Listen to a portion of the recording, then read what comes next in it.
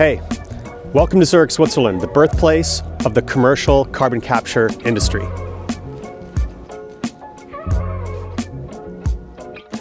So if you know me, or if you follow me on social media, you've probably heard me talk about the direct air capture of CO2 before. What it is just like the name implies, removing carbon dioxide from the air around us. You've also probably gotten the impression that I like the technology, and that's because, well, I do. But I think there are a few facts to remember about the direct air capture of carbon dioxide before we get too excited about it. The first thing to remember is that the direct air capture of carbon dioxide is not easy. It requires an absolute ton of infrastructure to be able to remove carbon dioxide from the atmosphere.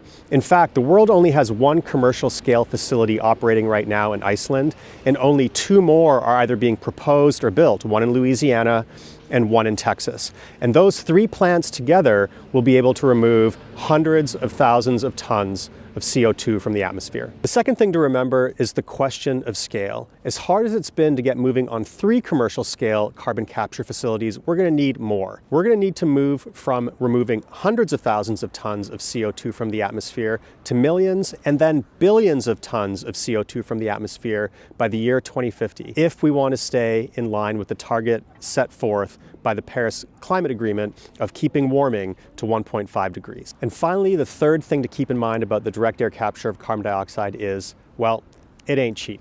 It costs anywhere between $300 and $1,000 to remove only 1 ton of CO2 from the atmosphere using DAC. Now we can compare that to what today is the global average price of CO2 per ton, and that's around $25. So I think it's safe to say that the economics of direct air capture as an industry really aren't in the industry's favor.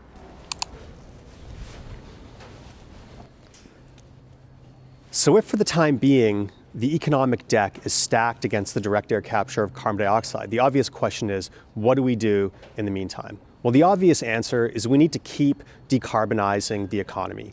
And the good news here is that with every passing year, we get better and better and better at removing CO2 from sectors like transportation and manufacturing. And then, to bring the price of carbon dioxide captured through DAC down, we need to keep investing in that technology as well. So on the one hand, consumers like you and me can pay companies like Climeworks right here in Switzerland to remove the CO2 that we put into the atmosphere from things like driving and flying.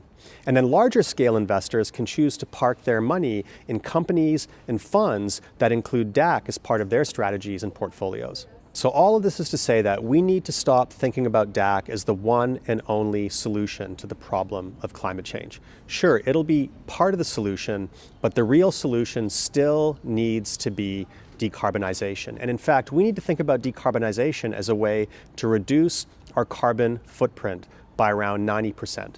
But once we get there, DAC can step in and finish the job.